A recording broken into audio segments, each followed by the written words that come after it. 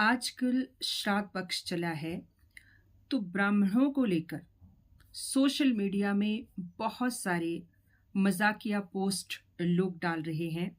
जैसे कि आजकल ब्राह्मणों के टूर्नामेंट लगे हैं, या फिर आजकल कौओं के मज़े लगे हैं, उनकी पार्टीज लगी हैं, या फिर ब्राह्मणों के वर्ल्ड कप लगे हैं। इस तरह की बातें, या फिर आजकल गौ माता के मज़े लगे हैं।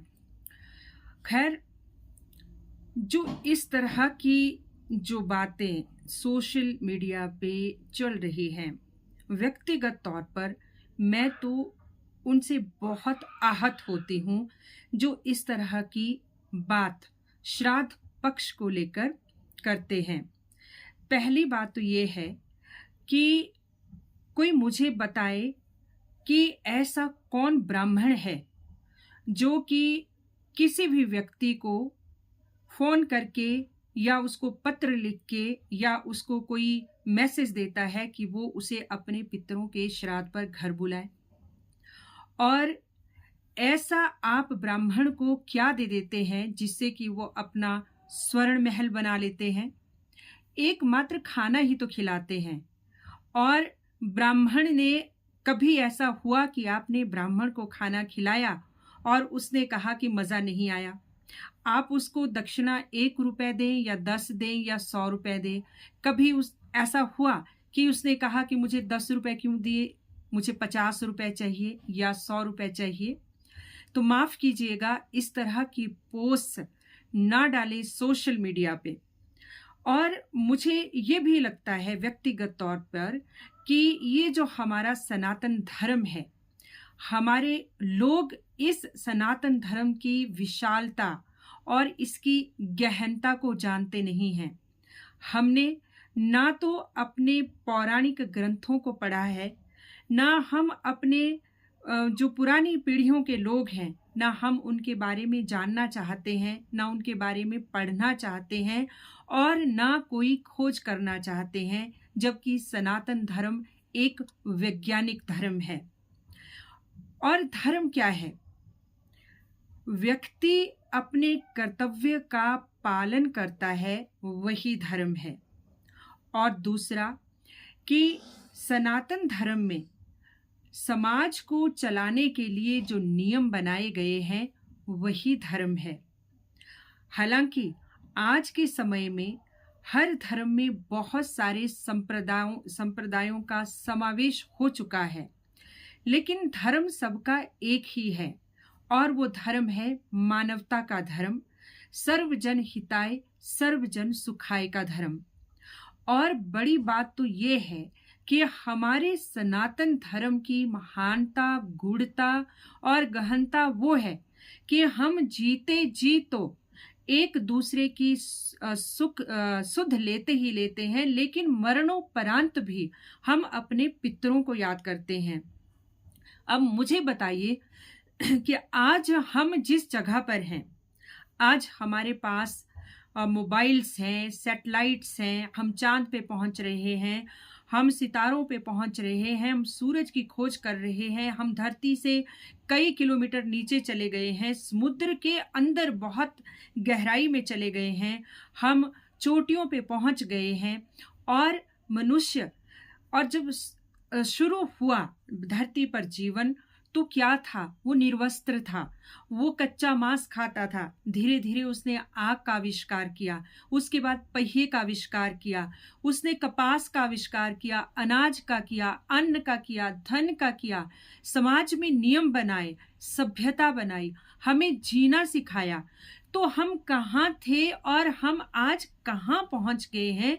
तो क्या हम 16 दिन उस समय से, जब मानव सभ्यता पहिए पे चलना सीख रही थी, आग चलाना सीख रही थी और सभ्य बनने की कोशिश कर रही थी, क्या साल के 366 365 दिन में से हम 16 दिन उनको याद करने के लिए भी नहीं रह सकते? और पितर वही नहीं है जो हमारे दादा, परदादा या लक्कर दादा हैं। पितर तो सभी हैं जो इस धरती से चले गए, हमें सुखानुभूति देते हुए। जाने क्या क्या उन्होंने कितने कितने शोध किए, मेडिकल साइंस आज कहाँ पहुंच गया है, तो ऐसे ही थोड़ी पहुंच गया है।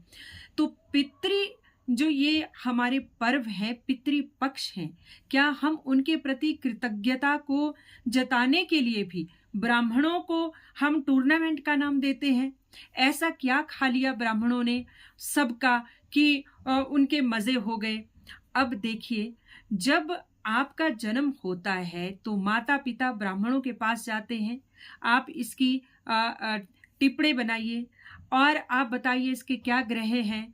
आप उसका नाम संस्कार करते हैं, आप उसका अन्नप्राशन संस्कार करते हैं, आप यज्ञोपवीत संस्कार करते हैं, विवाह के संस्कार करते हैं और चलते चलते 16 संस्कारों में मृत्यु के संस्कार तक पहुंच जाते हैं। तो उसको कौन करता है? उसको ब्राह्मण ही करता है।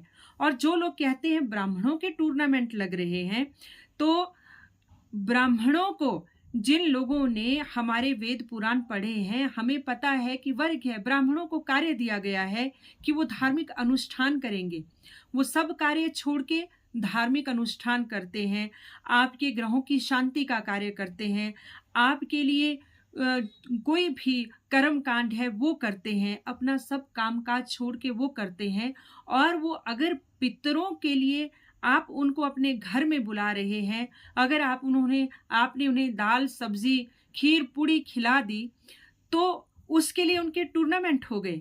आपका जन्मदिन है, आप 2-2, 4-4, 5-5 हज़ार के वो केक जिसमें दुनिया भर की गंदगी होती है, वो खा पिला के बहुत गौरवान्वित होते हैं। आप सोशल मीडिया में उसके फ़ोटो पोस्ट करते हैं, बहुत गौरवान्वित होते हैं कि हमने केक काटा, 2 मंजिला, 3 मंजिला, हर कुछ खाते हैं। लेकिन आप उसमें शादियाँ होती हैं, लाखों करोड़ों रुपए की शराब उड़ा देते हैं, लेकिन पितरों के नाम पे ब्राह्मण को क्या बना लेते हैं आप? जो रोज़ रसोई में बनता है वही तो बनाते हैं। और अगर एक दाल सब्जी आप एक्स्ट्रा बनाते हैं तो वो भी अपनी इज्जत बचाने के लिए, नहीं तो मन चले तो दाल रोटी खिला के भी चलता करें। और आजकल तो बहुत सारे लोग मंदिरों में ही देने लगे हैं, इतनी भी उनको फुर्सत नहीं है कि पितरों के लिए 1 घंटा तो निकाल दें, अपनी रसोई में उनके लिए खाना तो बना दें। वो भी जो हमारे पितर हैं, जहाँ हम आज हैं, वो अपना पेट काट-काट कर आने वाली नस्लों के लिए बचाते हैं, ज़मीनें खरीदते हैं, मकान बनाते हैं और जाने क्या-क्या जुगाड़ करते हैं और मरते दम तक उनको डर रहता है कि जाने हमारे बाद हमारे बच्चों का क्या होगा, और वो इस चिंता के साथ इस दुनिया से चले जाते हैं। तो हम उनके नाम 16 दिन 16 दिन सबके कहाँ होते हैं, एक आधा दिन होता है जिसके घर श्राद्ध होता है। तो श्राद्ध करें तो श्रद्धा के साथ करें, क्योंकि श्राद्ध का नाम ही श्रद्धा है और श्रद्धा से ही श्राद्ध है। श्रद्धा नहीं है तो ना करें, लेकिन फिर कुछ भी ना करें। फिर शादियों में भी पंडित को ना बुलाएं, अपने बच्चे के जन्म पे भी पंडितों को ना बुलाएं, और आपके जीवन में उथल-पुथल मच रही है तो भी पंडितों को ना बुलाएं, क्योंकि तब भी जब तुम्हारी जिंदगी में उथल-पुथल के टूर्नामेंट चलते हैं, तब भी आप पंडितों को ही बुलाते हैं। और बड़ी बात ये भी कहते हैं कि पंडितों के पास जाएं तो कुछ ना कुछ बता ही देते हैं कि ये कर लो, वो कर लो, ये ग्रह शांति कर लो, वो ग्रह शांति कर लो। अब मैं आपसे पूछती हूँ, आप एक अच्छा जीवन जी रहे हैं, आपको लगता है आप स्वस्थ हैं, अचानक ही आपके किसी मित्र ने आपको सलाह दे दी कि भाई साल में 1 बार डॉक्टर के पास भी जाना चाहिए और अपना चेकअप कराना चाहिए। और आप जब चेकअप कराने के लिए जाते हैं तो डॉक्टर कुछ ना कुछ आपको बता ही देता है। आपके जो टेस्ट होते हैं, ब्लड टेस्ट होते हैं, उसमें कुछ ना कुछ त्रुटि निकलती ही निकलती है। ठीक वैसे ही ज्योतिष शास्त्र, आप चुपचाप चल रहे हैं, आपके जीवन में उथल-पुथल हो रही है, कुछ काम हो रहे हैं, कुछ नहीं हो रहे हैं, लेकिन आप ज्योतिष के पास जाते हैं तो कुछ ना कुछ आपको बताएगा कि इस वर्ष आपकी क्या ग्रह दशा है, कौन सा ग्रह किस घर में बैठा है। और ये मजाक नहीं है, ये हमारे वेद पुराणों ने कब से बताया था कि 9 ग्रह होते हैं। और ये तो 18वीं 19वीं शताब्दी में आज के साइंटिस्ट ने बताया कि सूर्य के इर्द गिर्द 9 ग्रह चलते हैं। हमारे जो ज्योतिष थे, हमारा जो ज्योतिष शास्त्र था, वो हजारों वर्ष पहले बता चुका है कि 9 ग्रह हैं जो सूर्य के चारों ओर घूमते हैं। लेकिन हम ये मानने को तैयार नहीं हैं, क्योंकि हमें दूसरों की उपासना करना ज़्यादा अच्छा लगता है। कहते भी हैं, घर का जोगी जोगड़ा, बाहर का जोगी सिद्ध, अपने घर की बात नहीं मानेंगे। और मैं आपको बताती हूँ, धर्म सिर्फ इंसान का ही नहीं है कि धर्म है। इस ब्रह्मांड में जितनी भी चीज़ें हैं, ग्रह, तारों और जितने भी हमारे नक्षत्र हैं, जितनी भी आकाश गंगाएं हैं, सूरज है, पृथ्वी है, आसमान है और बादल हैं, हर चीज अपने धर्म का पालन कर रहा है। सागर अपनी मर्यादा में रहता है, सारी दुनिया भर का जल, नदियों का, बारिश का उसमें जाकर समाता है। और जब सागर अपनी धर्म की मर्यादा का उल्लंघन करता है तो सुनामी आती है। बादल का धर्म है बारिश करना, लेकिन जब वो अपनी धर्म का उल्लंघन करता है और एक साथ फटता है तो बादल तबाही मचाता है। और धरती का धर्म है उर्वरकता, उपजाना, और जब वो अपना धर्म छोड़ देती है तो बंजर हो जाती है, अकाल हो जाते हैं। पशु पक्षियों के भी अपने धर्म हैं। हर इस धरती पे सूक्ष्म जीवाणु है, उसका भी धर्म है। सूरज का धर्म है चमकना, अगर वो चमकना छोड़ देगा, प्रकाश लाना छोड़ देगा तो जीवन समाप्त हो जाएगा। धरती का धर्म है सूर्य के चारों ओर चक्कर लगाना, और जिस दिन ये चक्कर लगाना छोड़ देगी, ये धरती से जीवन समाप्त हो जाएगा, एक सेकंड नहीं लगेगा। धर्म बहुत बड़ी चीज है। जब इंसान धर्म का पालन करता है तो पुण्य की प्राप्ति होती है। पुण्य क्या चीज है? पुण्य हमारे अंदर के आत्मा की संतुष्टि है, हमारे मन की संतुष्टि है। और जब हम कोई अच्छा कार्य करते हैं, हमारे मन को जो संतुष्टि मिलती है वही पुण्य है। और आप इतिहास में जाएं, दुर्योधन ने, कंस ने, रावण ने धर्म का उल्लंघन किया, धर्म को नहीं माना, तो उनके कुल में पानी देने वाला भी कोई नहीं बचा। जो धर्म का उल्लंघन करता है उसके कुल का नाश होता है। ये मैं आपको स्पष्ट शब्दों में बताती हूँ। और हम सबको अपने धर्म का पालन करना चाहिए। एक बात लोग और कहते हैं कि अगर पितृपक्ष इतना ही जरूरी है तो ये अनाथालय क्यों खुले हैं? अब मैं आपको बताती हूँ कि ये जो चीज है, अनाथालय क्यों खुले हैं। हम जब इस जीवन में आते हैं तो ये जीवन हमारे व्यवहार और संस्कार पे भी चलता है। मैं कुछ कहूंगी तो विवाद हो जाएगा, माफ कीजिएगा। आजकल बहुत सारे बच्चे अपने माता पिता के प्रति सही नहीं हैं, लेकिन यह कलयुग है। आजकल बहुत सारे माता पिता भी अपने लायक बेटों के प्रति, अपने लायक बेटियों के प्रति भी वो बच्चों में भेद करते हैं और बच्चों के भी दिल टूटते हैं।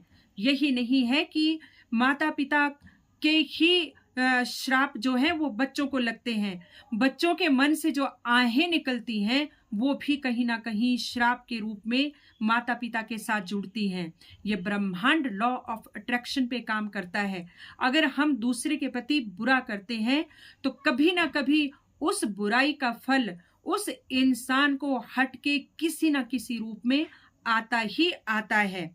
और अगर बच्चे अपने माँ बाप को अनाथालय में छोड़ रहे हैं तो उन बच्चों को उस कर्म का फल मिलेगा ही मिलेगा। लेकिन आज के माता पिता को भी चाहिए कि बच्चों को सुसंस्कृत करें, उनको संस्कार दें, उन्हें बताएं कि परिवार की मर्यादा क्या होती है। लेकिन नहीं, आज सब अपने अपने चक्कर में हैं। माँ बाप भी इंडिपेंडेंट रहना चाहते हैं, तो बच्चे क्यों इंडिपेंडेंट नहीं रहना चाहेंगे? जैसा बोएंगे वैसा ही तो काटेंगे आगे चलकर। और जो बच्चे अपने माँ बाप के प्रति, चाहे पेरेंट्स उनके प्रति अच्छे हैं लेकिन बच्चे अच्छे नहीं निकलते हैं, तो कहीं ना कहीं कुछ ना कुछ, अगर आप सनातन धर्म में विश्वास रखते हैं, अगर आप कर्मों में विश्वास रखते हैं, तो ये कर्मों का लेखा जोखा है। बहुत सारे लोग कहते हैं कि कि उनके कर्म खराब हैं, उनके बेटे नहीं होते। लेकिन मैं आपको बताती हूँ कि जिनके बेटे नहीं होते उनके पूर्व जन्म के कर्म भी बहुत अच्छे हैं, क्योंकि बेटे आपसे, अगर आपसे जुड़े हैं तो आपसे कुछ लेने आए हैं। एक अनजान व्यक्ति आपसे कुछ लेके देख जाए, आपकी भले ही चोरी हो जाए, डाका हो जाए, वो अलग बात है, लेकिन एक अनजान व्यक्ति आपकी जायदाद लेके देख जाए तो मुझे बताना। तो क्योंकि यह हमारे पुनर्जन्म का प्रारब्ध है, पुराने जन्म का प्रारब्ध है। हमने किसी का लेके रखा है जो आपके पुत्र के रूप में पैदा होता है, और जो धन संपत्ति आप इकट्ठा करते हैं वो उस पे काबिज होता है। पुत्र भी कई प्रकार के होते हैं। कुछ पुत्रों को अपने माँ बाप का ऋण भी देना होता है। कई पुत्र जो हैं अपने माता पिता के ही सारी जिंदगी माँ बाप के कर्तव्यों को भी पूरा करते हैं। अपने भाइयों की शादियां करवाते हैं, अपनी बहनों की शादियां करवाते हैं, माँ बाप के इलाज करवाते हैं, सब कुछ करवाते हैं, लेकिन उसके बाद भी उनको उस घर से, उस परिवार के सदस्यों से मान सम्मान नहीं मिलता। तो ये भी कर्मों का लेखा जोखा होता है। वो कुछ किसी ना किसी उसने कुछ लिया होगा, जो भाई बनकर, जो बहन बनकर, जो माँ बाप बनकर उसके साथ इस जीवन में जुड़े हैं। कुछ पुत्र उदासीन होते हैं, उनका माँ बाप से कुछ लेना देना नहीं होता, माँ बाप का भी उनसे कुछ लेना देना नहीं होता, वो सारी उम्र उदासीन रहते हैं। और कुछ पुत्र ऐसे रह जाते हैं जो ज्यादा कमा नहीं पाते, घर से बाहर निकल नहीं पाते, और वो माँ बाप के साथ ही रह जाते हैं क्योंकि ये उनकी नियति है, क्योंकि वो बाहर जाकर अपना जीवन यापन नहीं कर पाते, तो वो फिर श्रवण कुमार बन जाते हैं। लेकिन ये बहुत बड़े, अगर इस विषय पे बात करेंगे तो बहुत बड़ी लंबी इसमें वार्ता हो जाएगी। बहुत सारी वादों में विवाद भी हो सकता है, क्योंकि हर चीज किसी के लिए सही है तो वही चीज किसी के लिए गलत भी है। अगर समाज में इतनी उथल पुथल ना होती तो आज न्यूक्लियर फैमिलीज का चलन नहीं होता। लेकिन बात चली थी श्राद्ध से, और ये जो चीजें आज अनाथालय की, ब्राह्मणों के टूर्नामेंट की, या ब्राह्मणों के वर्ल्ड कप की, या कौवे के पार्टी की, तो कौन सा कौवा आपको कहता है कि आइए और मुझे रोटी खिलाइए? मत खिलाइए। आपकी जो इच्छा है वो कीजिए, लेकिन कभी भी किसी ब्राह्मण का अपमान मत कीजिए, जिसको कि आप अपने पितरों के नाम पे श्राद्ध देते हैं। अगर नहीं देना चाहते तो नहीं दीजिए। आज आप नहीं देंगे, कल को आपकी पीढ़ी आपको नहीं देगी, और ये चलता रहेगा। और धीरे धीरे, लेकिन ध्यान रखिएगा, अपने धर्म का पालन जो नहीं कर सकता वो एक ना एक दिन नष्ट अवश्य होता है। आज के लिए बस इतना ही। नमस्कार, जय हिंद, जय सनातन।